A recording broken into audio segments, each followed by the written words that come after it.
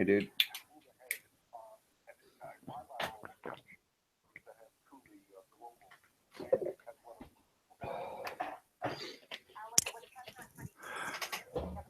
You there? I can see you.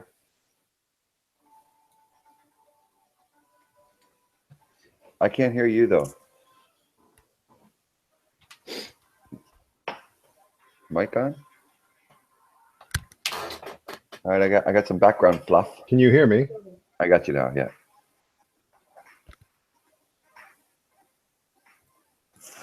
Okay, yeah, 10 minutes, just 5 minutes, 10 minutes. Okay, what do we got to cover today? I forget.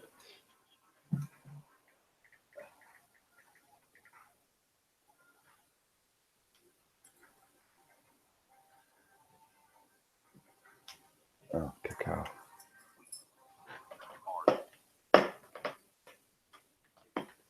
You can't hear me. Okay. Mute microphone. My volume was off. Sorry. Can you hear me? Okay, cool. Yeah, I think I got you. All right, we're good. Fantastic. All right, so don't worry about. I'll say this begins the whatever, and I'll say this ends the whatever. But Yeah. not So yet. what are we discussing? I guess is the question. Okay. So how much time do you have? Because we have time for 1 or 2 or. I can do 2. Okay, so let's go ahead and do 1. Or sorry, let's start with number 5. Yeah.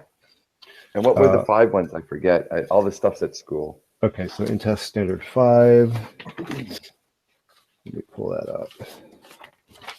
Standard 5. Oh yeah, because I was working on 7. Right.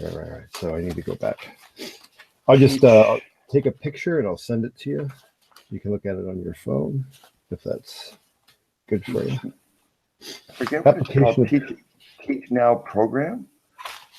Yeah, Teach Now program. Okay, I'm going to double check and make sure we're not going to do the wrong one. Right. Nope, you're closed. I have it all in my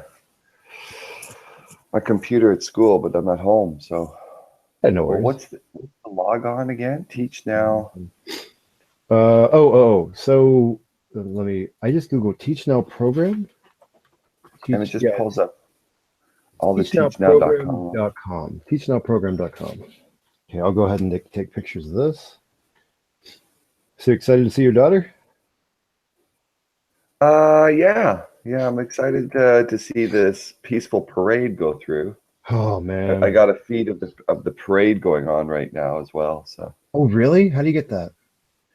Someone threw it up on a Facebook feed somewhere. Okay, I'll Google that real quick. I don't know how I've got it, but there's some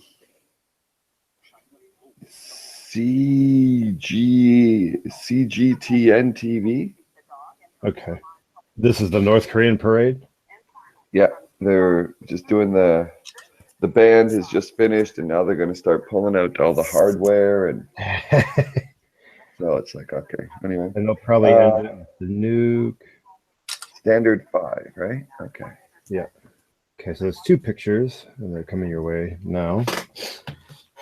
Shelly and I had a lot of consternation over this. Like, should we go to Busan? Should we leave? Should we at least get out of Seoul? Should we stay? Should we go? And the parents are all, it's not safe there. This activity has been completed. Okay. Lies. No, but it won't let me go through, and I don't know what I graded it, so I don't. You sure improvement? It should let you revise it. Revise evaluation, yeah. There you go, and then that'll show you your what have you. Project-based learning. Did the candidate use project-based learning? Okay. Interdisciplinary skills.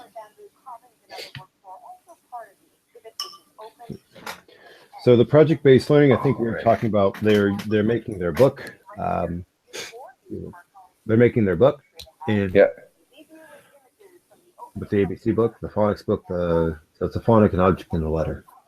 All right, real-world problems. Real-world problem. Go ahead. Effectively facilitate digital tools. Yeah.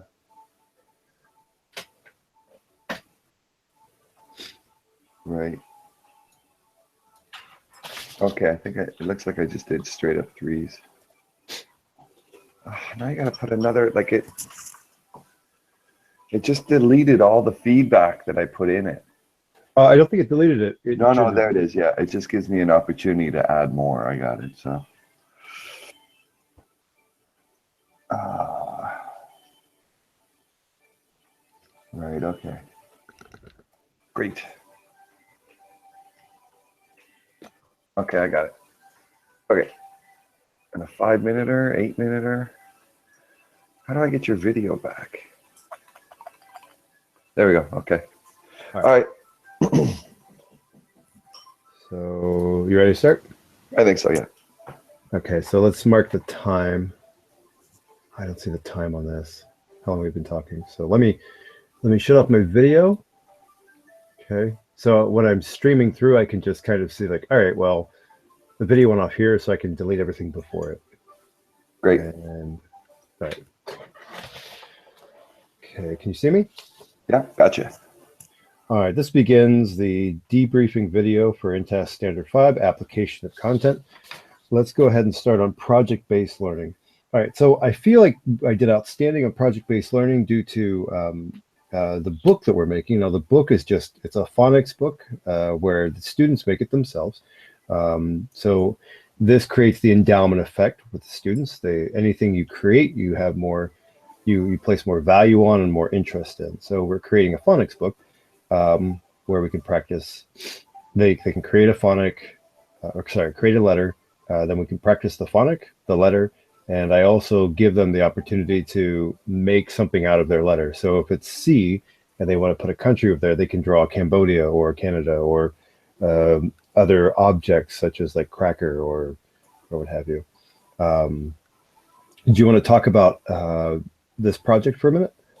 Yeah, definitely. I think creating ownership, documenting it, putting it down on paper. You bring up a good point that ownership creates value, and not just listening to, absorbing or taking in information, but by also putting it down, seeing it, touching it, creating it, putting it in their own way. They want to draw whatever they want to draw for the like the example you used, the K sound, the cat, the California, the Canadian Canuck, whatever it may be. So definitely high marks on that. Well done. Yeah. Okay, thank you. Next one, application of real world problems. I didn't really actively focus on this criteria. They're learning how to spell, they're learning how to pronounce, and they're learning different things that start with that letter or that phonics. So the applications for real world problems are limitless. Any English you see anywhere you go in an English speaking country or even non-English speaking countries, I feel like going to be using this language. Yeah, even in here in Seoul, they've recently, within the last few years, started putting up all their signs are now, or more signs, have both English and Korean. Riding the subway is a good opportunity for them to. I mean, it's easy for us, right? Because every station has it in English, so that they could practice the real world. The whole idea of real world problem solving. Again, it's kind of hard to apply to such young children, but I think you're doing a nice job with that as well. You're giving them the ammunition, the ability to navigate, whether it's through an airport or even down the streets on the subway. So, yeah, I think you did well. Fantastic. All right, next one, use of digital tools for learning. Generally, I stick with Class Dojo and YouTube video. For first grade ESL, there's not a lot else aside from a couple of little game applications, which I've included in the lesson plan. And this is for them to do on their own, on their free time. There's simply not enough time. You know, we get them twice a week, or I get 40 minutes. So I felt that I shouldn't incorporate the actual game within class time. I felt that was better used for learning. Yeah, I think you have a good balance. You have a good variety. You have multiple websites, and I think your use of technology is extensive. I think it's great. The children are capable and aware, especially in a country like Korea, where it's so prevalent, so common, so heavily leaned on, whether it's smartphones or iPads or laptops. There's so much technology that's available, and the children are so used to using it. So taking advantage of that, I think, is a wise thing. So yeah, well done. Keep it up. Next one, literacy across the curriculum. So the criteria states Canada systematically incorporates literacy activities throughout their content lessons. We're teaching phonics and basic reading, word reading. I don't think there's much else that could be said about that. I totally agree, because we are just focused on literacy. We're all just focused on trying to get them to read, to speak, to document things that they're doing. So interdisciplinary, the only topic and subject that we're really looking at is literacy.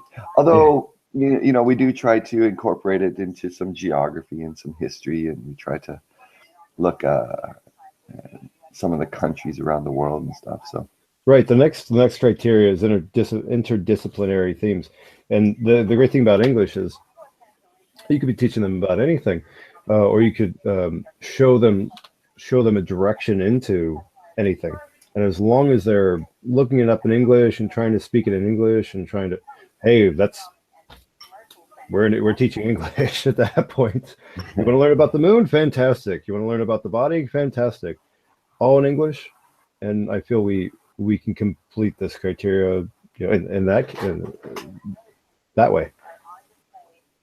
yeah, definitely. I agree. That's all I'm gonna Fair enough. Okay. keep it simple. All right. Is there anything else you'd like to say about InTest Standard 5?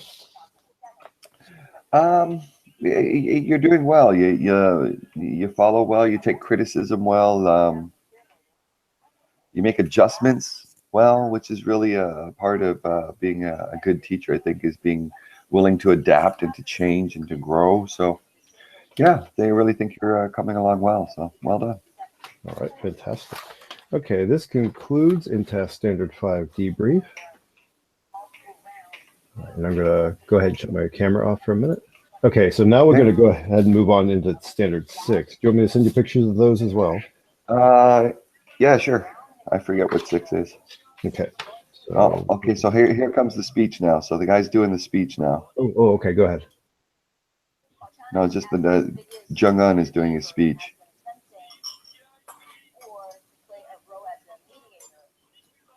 She's doing some.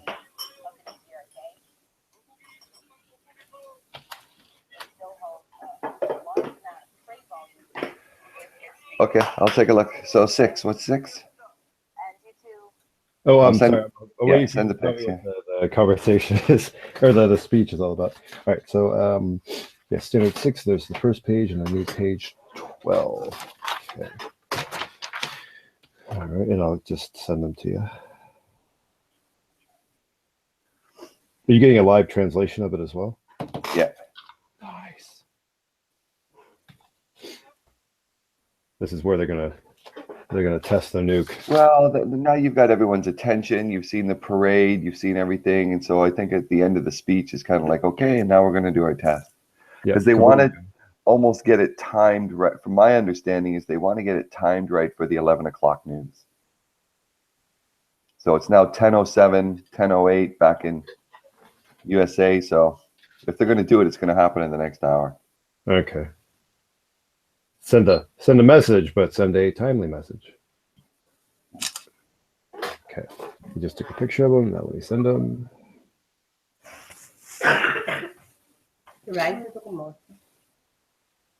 So if something were to happen, what are your thoughts? I'm not, you don't have to give me a definite plan or anything, but you know, Shelly and I we don't know what to do.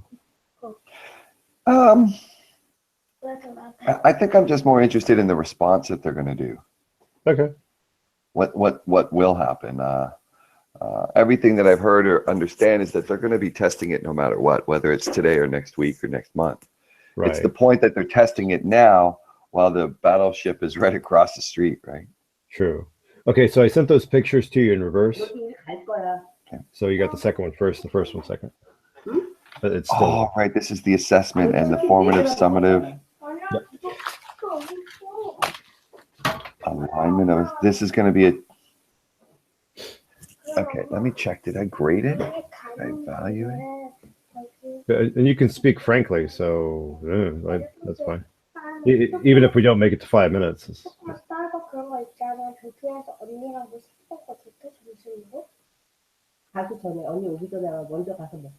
activity has been completed. All right, yeah, this assessment is always a challenge within a Montessori context. We have limited or no test. Most of our assessment is reflected in the character and behavior of how they respond and treat others. Yeah, constantly observing and evaluating them and challenging them to improve. We have limited resources and data on each child other than their own. Okay, yeah. All right, I got a good idea how that's going to go.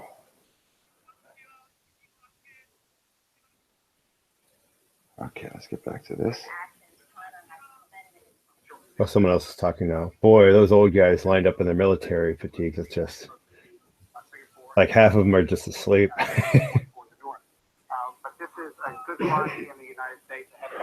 Okay.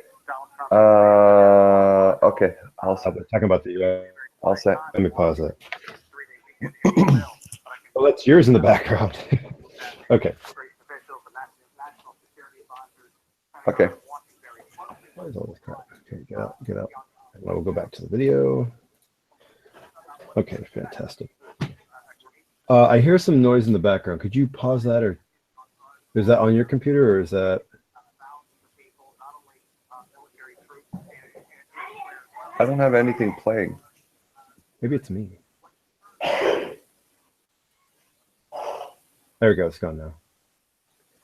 Okay. Yeah, I'd much rather listen to that than this, but this has got a good time. So, all right, let's go ahead and Timestamp. yeah, let's go ahead and start it. 5 minutes. All right, we did fine on the last one. That was just over 5 minutes, so that's perfect. Okay, good. If it's up to 10 minutes, it's okay, but you know, whatever. We don't need to be on that long. All right. This begins in Task Standard 6, Debriefing. So the in-task Standard 6 focused on assessment. In assessment, you know, we've talked about this before, that Montessori doesn't generally assess a lot. There's not a lot of data collected for the students, but we did kind of come up with a decent way of assessing them kind of on the fly in class. So the first criteria, formative and summative assessments. Candidate effectively balances the use of formative summative assessments as appropriate to support, verify, and document learning. So generally, as they were working on this alphabet book project, we start them on the book, then we move them to practicing it, and then we move them to the floor where they're able to create words and practice these phonics. For me, I feel that during this time, watching, kind of noting here and there where each student was all that was needed for assessing. Yeah, normally we don't have levels, we don't have tests, we don't now at the same time we don't sit down with them and like, okay, here is a test. But the belief and the approach is that they're always being tested without using that word. So, and the way that we evaluate is through behavior. How do they treat and relate to one another? Because of course children are going to be at different levels at different times, have different ability to spell. Oh, teacher, I finished quickly. Great. We try to teach them, okay, well, maybe you can help or encourage the child beside you, or you can work together, which is very helpful. Within a Montessori classroom, it's very common because we blend them 3 years together. But it's usually a question of how quickly do they complete the work. Clearly, they have a sense of mastery. Are they willing to help the person beside them? Are they willing to offer support. So in terms of well, look, you got 15 out of 17 on a test. That's not really the traditional way of how we do it. So it makes it hard to justify, well, where is my child and how do you know how well they're doing? And our typical response is, well, let's look at their behavior. How are they doing? How do they act and react? So, which is difficult when you're coming in to just do a little sample. Well, where are they? Yeah. Like, okay, well, try them at this level and you'll see. This is too easy for them. So, okay, we have multiple levels. You can go a little higher. You can challenge yourself. Challenge. So. And I think that's a great way of assessing the students based on their how they act and not what they know. But it's also included. It's not just a one for. Mm-hmm. So next one, alignment of assessment with objectives. Designs assessments that align with their objectives and minimize sources of bias that can distort assessment results. Once again, it's we're focusing on this book and these phonics. So if they can't do it, then we go back, we review, we help them learn it again, and then we continue on with trying to spell using that phonic. So I think it's aligned pretty well. Your thoughts? Yeah, and sometimes it's important to just be patient because the children will learn from each other, of course, right? If they see the child beside them, oh, I can do. Look, I spelled cat, whereas the child beside them is like, really? Well, I spelled catastrophe. You know, well, okay, and it's decreasing this sense of pride in your work because that's what leads to ego, and ego is what leads to conflict. So we want to reduce that, and it's just like, wow, look, wow, you really made a big word. Great. Can I help you? Can I encourage you? What can I do? And it's important to have that balance. So it's difficult, I know, coming in to do the practice on your side, but we take a lot of observation, we take a lot of pictures, we take a lot of written notes. Where are they? At the end of the week, we'll look back. Well, clearly they've mastered the 3 letters. So now let's move up to blends, or let's move into long vowels, or let's move into digraphs. So, and that's just from in the realm of spelling, but so it can definitely be a challenge for you or for anyone who's coming in who doesn't know the child that well. Well, I would agree with that. It in some sense it's actually easier, but we don't have time to go into that right now. But moving on to the next one, feedback. Canada provides students effective, descriptive, and timely feedback on their work. For feedback, I'm not really sure where to categorize that, whether it's like proficient or outstanding. As soon as there is an issue, as soon as I hear an issue, I only have 4 students, so it's relatively simple. It's like, okay, well, he pronounced that one wrong, so bam, immediately catch him on it and say, hey, it's pronounced like this, or like, listen once more to this. So with feedback, since there are no, like, say, graded assignments, or there's very few graded assignments. Sorry, there are no graded assignments, right? Yeah. Okay. At that point. So this, I guess, would be the best feedback that I could possibly give them. Your thoughts?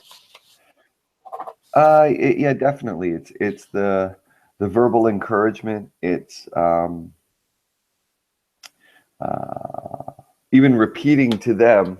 For example, as children get better and stronger and they try to spell more difficult words, you also sound out the word that they spelt, and like button or something. And a child spelling the word button is usually BUTN. And phonetically, that's correct. It is. It's button. But it is, right? But it's baton, and there's 2 T's. Sorry. Sometimes in English you have 2 the same consonants in a row, and it's on. And so the feedback you give them is slowing it down, letting them listen, maybe even helping, pointing out where okay, don't forget it's the like octopus, and that sound at the end of the word, it's either going to be on or en. Sometimes it's in, but not very common. So, and you just try to give them the feedback that way, where it's not just results and look at a piece of paper and you get this one wrong and like, oops, like it was just a test.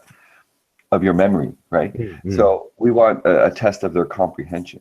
Do you understand what we're actually trying to do? And so it's reducing the amount of paper feedback, which is clearly what most parents want.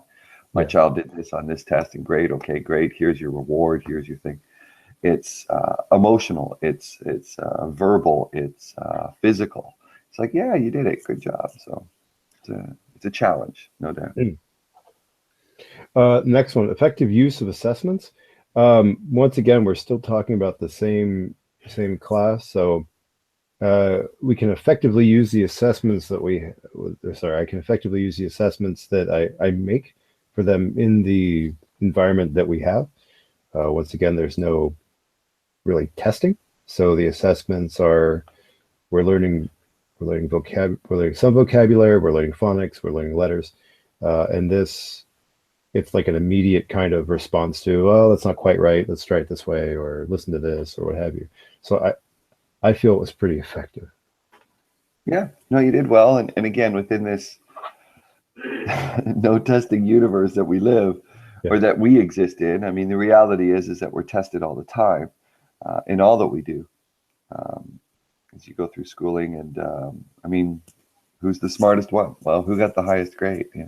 Who has the best memory? That's not our goal, is to who has the best memory. It's who can focus. And again, a lot of the things that we do, especially teaching young children, is we try to teach character over content. So are you willing to bend down and yes, you are at a higher level. Well, will you be the strong that help the weak? Will you slow down and work and help? Because that's a true sign of your mastery, is your willingness to help someone else. And do they get it? Well, you know what? He's really becoming a leader. And what does a leader do? Like, admits their mistakes, sets a good example, encourages the ones behind them to follow. Like, those are the type of skills that we're trying to really focus on. So assessing that, again, is pretty difficult unless you know the child very well. So, and that's one of the reasons as well why most children who we have, we encourage them to spend up to 3 years with the same teacher. Because then you develop this deeper understanding of, well, who is the child and how best do they learn? How best can we assess their abilities? So it's difficult coming in as a practice teacher, but you're doing the best. You're doing a pretty good job with what we're trying to ask you to do. So thank you. I appreciate that. The last one, accommodations and assessments. So this is just asking for accommodations with students with disabilities and ESL learners. We're an ESL school, so I think we blow that one out of the park. Yeah, like that's just kind of what we're really trying to do, is use multiple ways of, well, when they're across the room and I say, you know, please come here, are they coming over? Like, it's like, great. Just sharpen your pencil. Are they, you know, putting their finger in their nose? No, it's not what I asked you to do. So, yeah. So, but we're doing well. You're doing well. All right, fantastic. Well, this concludes this debrief for InTest Standard 6 assessments. Thank you, Marcus.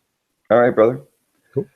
All right, so that's all finished. I can go back and I can take care of the editing at a later date, and then I'll upload it to the the Teaching Now website or the Google Drives. You'll be able to view it through there. Okay, probably should get it done sometime today, if they don't nuke us. Well, they won't nuke us. Remember, right? It's not a question of them launching here. They're not that brave. It's the fact that they're actually going to do it. See, that's what my thought was. I mean, they'll do their nuclear test. But dude, you know what else is crazy too? Is that Pence is here. Pence is here. Wait, now? I thought he was coming Sunday. Yeah. No, he's here. He's here on Saturday during this thing. He flew in overnight. He's here. Like, wow. Okay. So I'd take a shot. Like, what are you doing? Like, you don't know if it's going to work, but like, you could take out the VP. Yeah. Okay, so let's pause on that for just a second. I'm going to go back to my original thought process, and you can like school me where I'm wrong, or where you think I'm wrong. North Korea is going to either shoot a missile or blow up whatever. If they shoot a missile, Trump's going to say, you know what? We told you not to do this, and we're going to take action. We have this big flotilla here, whatever the proper word for it is, And he said, we're going to take action. We're not going to be like, we're not going to do this patient waiting that Obama did. So that means the Americans are going to take action. If the Americans take action and either shoot down the missile or, yeah, if they launch a missile, I think the Americans are going to shoot it down. If they shoot it down, North Korea's going to be pissed and just shoot south across the border, at the American whatever, and then launch other missiles or whatever base. I think a lot of the stuff that I've heard, like especially the last 12, 14 hours of just kind of watching and trying to get different opinions of different people, they would prefer that they launch a missile as opposed to doing the test. The test will be in an underground spot and nuclear test. And because if that's successful, then it's like, okay, well, how many do they have? And you got different numbers, and the purpose for them doing it too, which I didn't know this either. They want to do it so that they could sell it to the Iranians so the Iranians could blow up Israel. That's part of this chain of, oh, I didn't know, because no one will sell it to the Iranians. Gotcha. But the North guys are like, no, we can almost get this. We just got to tweak this, figure that out. Another point that I noticed is that the majority of the generals and CNN, BBC, whatever dudes are saying is that even if they don't test it today, they're going to test it next week and next month. Like it's not going to, today's not the day. It's not only like today, yes or never. They are going to test the sixth one. It's just when. When, yeah. And doing it on a day like today, especially with Pence here, with the ship here, that's not in their own best interest. But from the other side is now they don't want to look weak because they know that annually they do some sort of test. So they're like, okay, how about you just kind of test off another missile? So launch a missile is actually better than doing the nuclear test because we will shoot that one down, but we won't stop you for that. And it's just, so I'm kind of confused on, my biggest concern again is because they're here, the ship's here, and Pence is here. Like, if he is as crazy as he is, why not just like fire away? Yeah. Right. Fire away. Take out a few targets because they don't have the reach to get anywhere in the States. I don't know if they can reach Hawaii or not, but any of those things will be shot down immediately. But now there they are. They're just marching now. So there goes the third. Yeah, that's a major army. So I don't know. I'm just happy that it's 11:30 and nothing's happened yet. we still have a lot more hours. Well, I mean, yeah, but part of the goal too is that during this time, anything that he would like to do would be hopefully done for the North American 11 o'clock news. Gotcha. Like if they wait till 1 o'clock here, it's what? Yeah, it's midnight back home. So yeah, so I'm thankful that nothing's going on. They're just marching past him now, and he's just giving them the salute, and who knows what's gonna. As soon as it's over, I'm thinking that's when they're gonna launch or they're gonna test or whatever. Just because they have to have the timing down, It's like we have a parade now. We're gonna have a finale. Yeah, it's the big fireworks. Where's Santa? Isn't he coming at the end? Oh man. So well, I'm glad we talked about this because, like I said, Shelley and I are just. Should we just sell everything now and go back to the States? I mean, I don't know. It's not looking good. And Trump's and again, my daughter's coming in today, so we're just getting ready to go out to the airport. And Yep. So she's going to be coming into a mess. Well, possibly at least high tensions, because China is sitting there like China's the referee, which is weird hearing that. China's like, hey guys, hey. Early this morning, I've never heard the Chinese foreign minister say anything about anything. Yeah. And he had a whatever. Please, you two need to calm down. Like it was like there was literally the translation at the bottom. We're calling on both of them. No one starts shit here. Don't do it on the peninsula. If you want to do it, there will be a cost to pay. And like, it is what? Okay. Yeah. So, they're putting heavy emphasis on like whoever starts this is going to pay for it. And I think that's pretty impressive coming. Like, go China, rock on. Yeah, I mean, but they traditionally, and the one girl on this thing, whatever, this former CIA Far East analyst and stuff is yeah, but Jong-un cannot look weak. And it's just like, you know what, dude? Look weak or you're going to look dead. Like, he has to launch something is what her point is. Yeah, I agree. A nuclear test. He's got to launch an ICBM or something. And it's like, no, he doesn't.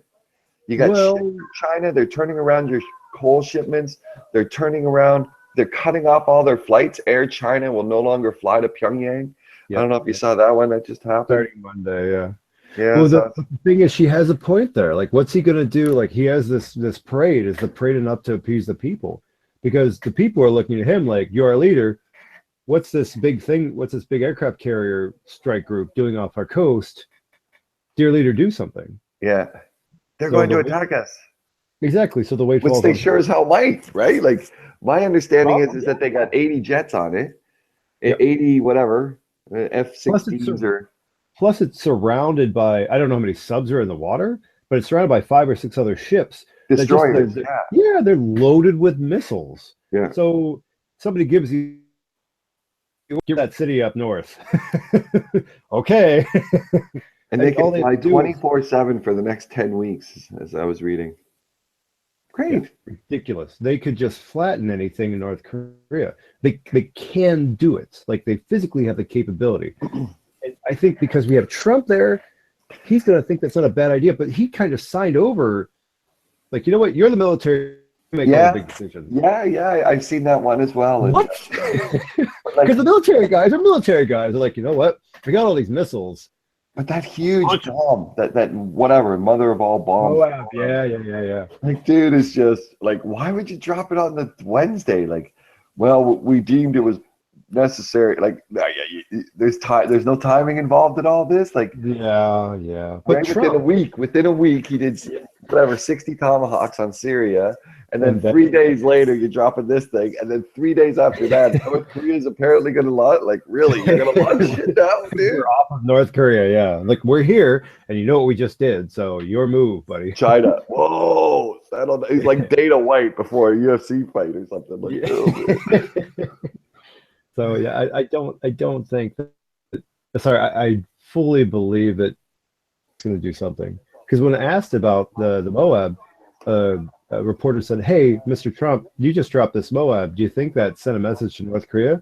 I don't know. Yeah, what kind of, like, I don't know if it sends a message. I just did what my generals told me to do. Pretty much like, I don't know and I don't care, but North Korea is a problem and it will be taken care of.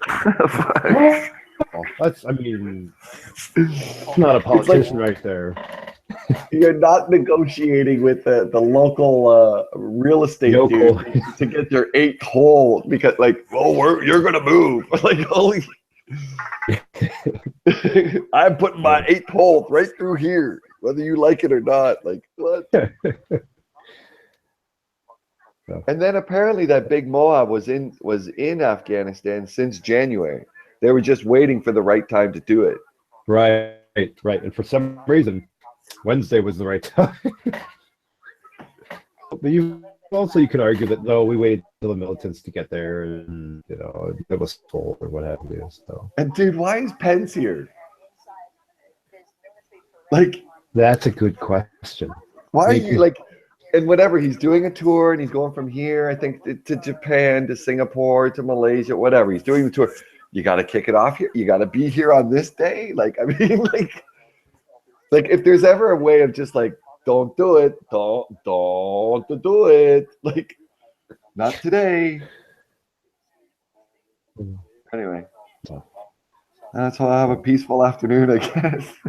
Yeah, peaceful as it can be. And again, how much are we actually going to see? Like, how much? Like, we only.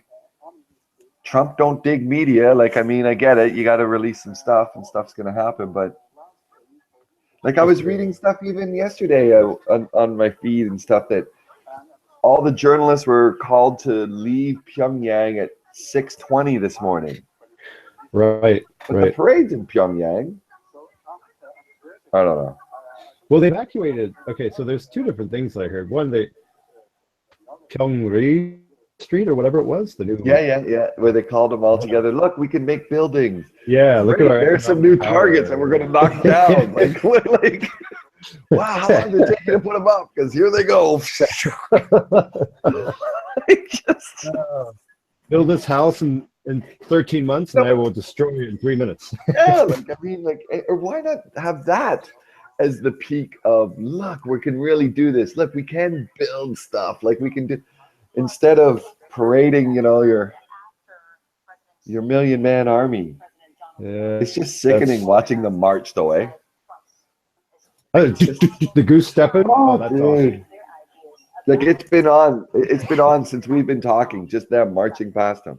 And I don't know, like I don't know how many are in the block. There's got to be, is that 15 by 15? It's 20 by 20. It's at least 400 at a time. Just, moving in a block. Jeez. It's gotta be more than 400. Hey, you probably got to get ready for your trip, and yeah, we're gonna go out, jump in the shower and all that stuff. But sorry, I did something and I can't hear you. No worries. Okay, there we go. Yeah. All right, cool beans. So, okay, bro. Well, yeah, hopefully I'll see you Tuesday, and yeah, Tuesday sounds good. Alrighty, man. Have fun. Tell your daughter I said hi. All right, bud. Bye bye.